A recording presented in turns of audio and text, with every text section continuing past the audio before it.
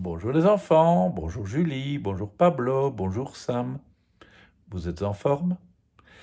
Dites, vous savez, dans les histoires, dans les contes, les princesses, elles attendent toujours leur prince charmant en se disant un jour mon prince viendra.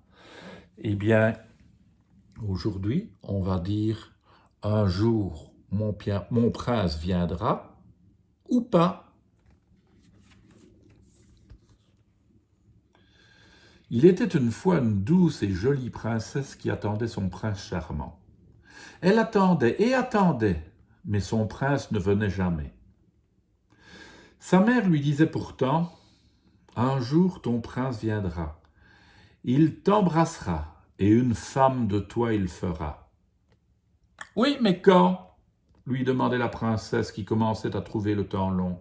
« Attends et fais-toi belle, répondait toujours la reine, sa mère. Et chaque matin, la princesse se préparait au cas où le prince arriverait. Elle peignait ses longs cheveux blonds, revêtait sa plus belle robe, se parfumait et patientait sur son balcon. Mais aucun prince à l'horizon. Les jours passaient et la princesse attendait. Quel ennui!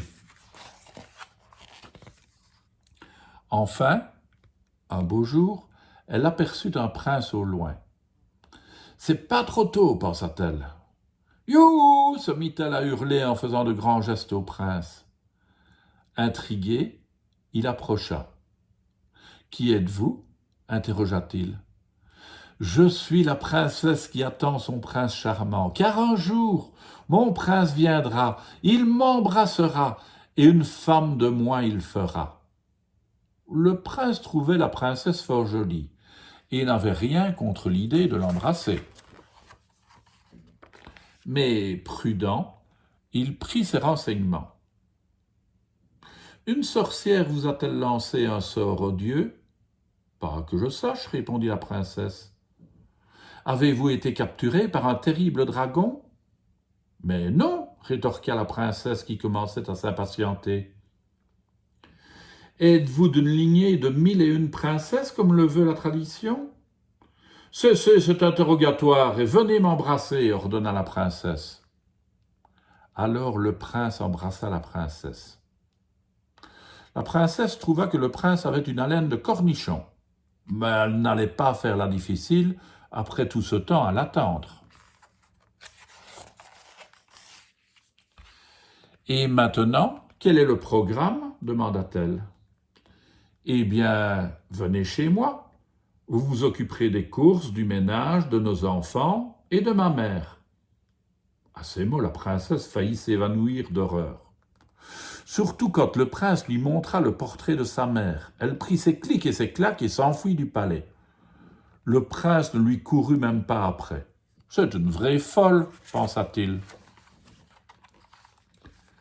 La princesse alla par monts et par vaux, captura un dragon, déjoua le piège du grand méchant loup, empoisonna une sorcière, combattit un ogre et lui déroba sa poule aux œufs d'or.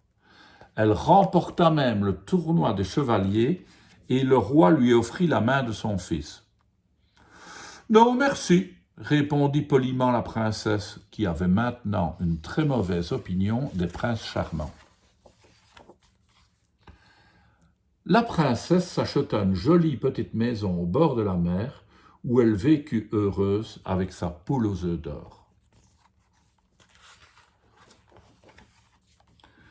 Mais un jour qu'elle réparait le toit de sa maisonnée, la princesse aperçut son voisin. C'était un beau pêcheur au regard doux. « Voilà un bien beau voisin, songea la princesse, et elle l'invita aussitôt à prendre le thé. Le pêcheur lui prépara de délicieux gâteaux. « Vous êtes un vrai cordon bleu, mon beau pêcheur. J'ai de nombreux talents, belle princesse. Alors je vous épouse. » Et elle l'embrassa avec passion. Ils vécurent ainsi heureux et eurent 2 adorables enfants. La princesse n'était pas vraiment une fée du logis, son pêcheur de mari non plus. Et dans cette maisonnée régnait un joyeux désordre. Au bout de plusieurs années de bonheur, la princesse, bien qu'heureuse, regardait parfois la mer avec mélancolie. Le pêcheur comprit qu'elle rêvait de nouvelles aventures, car, quand on a goûté à leur saveur, il est bien difficile de s'en passer. Il lui dit « Prends mon bateau et pars à l'aventure. En attendant, je m'occupe des enfants. » « Quel homme merveilleux !» pensa alors la princesse. « Je reviendrai très vite, lança-t-elle en détachant les amarres. Et elle était déjà loin. Mais l'aventure a un temps et la famille finit par lui manquer. Chose promise, chose due, la princesse revint vite.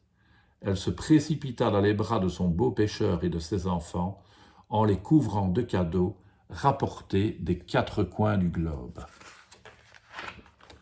Et la princesse vécut ainsi heureuse jusqu'à son prochain voyage. C'est amusant cette histoire, non? Souvent dans les histoires, c'est l'homme qui vit les aventures, qui est courageux, qui part, et c'est la femme qui reste à la maison avec les enfants. Eh bien, dans la vraie vie, c'est parfois l'inverse, la preuve. À demain les enfants.